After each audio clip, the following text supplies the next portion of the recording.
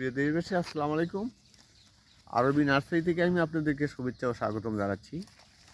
আমি ছোট গাছ আমের বাগানে নিয়েছিলাম, ছোট গাছের বাগানে নিয়েছিলাম, যেখানে এই গাছগুলোর মাথা কেটে দেওয়া হচ্ছে এই কারণেই এখান থেকে শাখা প্রশাখা ডালপালা বের হয়ে যাবে, আরও ঝাঁকড়ানো হবে।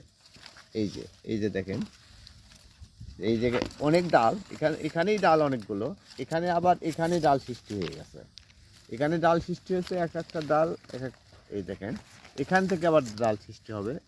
এই যে একটা গাছ, এই মাথাগুলো আমরা কেটে দিয়েছি, এই যে মাথা কেটে দিয়েছি। এই এই যে গাছ, ছোট ছোট গাছ, এখানে বিভিন্ন জাতের আম আছে। এই যে দেখেন, এই যে গাছটা কত ডাল, এখানে মাথাটা কেটে দেওয়ার পর কতগুলো ডালের সৃষ্টি হয়েছে। গাছটার গোড়ালিটা দেখেন কত সুন্দর, কত মোটা।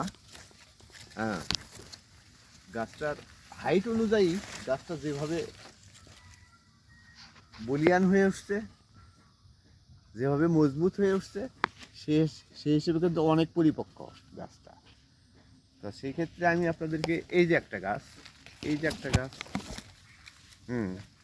এখানে কিন্তু বিভিন্ন জাতের, আমি পূর্বেই বলেছি এখানে বিভিন্ন জাতের আম আছে। আপনারা শুধু নাম বলবেন, আমি এই জাতের চারা নিব, আম ছাড়া চারা নিব, সামনেবার আম খাবো। তো আম আমরা পৌঁছে দিতে পারবো, গাছগুলো পৌঁছে দিতে পারবো ইনশাল্লাহ। আমাদের স্ক্রিনে হোয়াটসঅ্যাপ ইমো নাম্বার দেওয়া আছে, এই নাম্বারে দেশি প্রবাসী ভাইরা যিনি যেখানে আছেন সেখান থেকেই যোগাযোগ করতে পারেন। বাংলাদেশের প্রত্যন্ত অঞ্চলে আমরা এই চারাগুলো অতি যত্ন সহকারে সযত্নে পৌঁছে দিয়ে থাকি ইনশাল্লাহ, কোনো অসুবিধা হয় না। তো আশা করি ভালো থাকবেন প্রবাসী এবং দেশি ভাইরা, ভালো থাকবেন। প্রবাসী ভাইরা যিনি যেখানে আছেন, পৃথিবীতে যুদ্ধ অবস্থা সৃষ্টি হয়েছে, এই যুদ্ধ অবস্থা থেকে যেন আমরা বেরিয়ে আসতে পারি, সমগ্র বিশ্ব নেতারা এক মঞ্চে বসে যেন একটা দেশের স্থিতিশীল অবস্থা আনতে পারে, যুদ্ধ বন্ধ হতে পারে, বন্ধ করতে পারে, এই আশাবাদ ব্যক্ত করবেন আপনারা সবাই, আমরাও করি।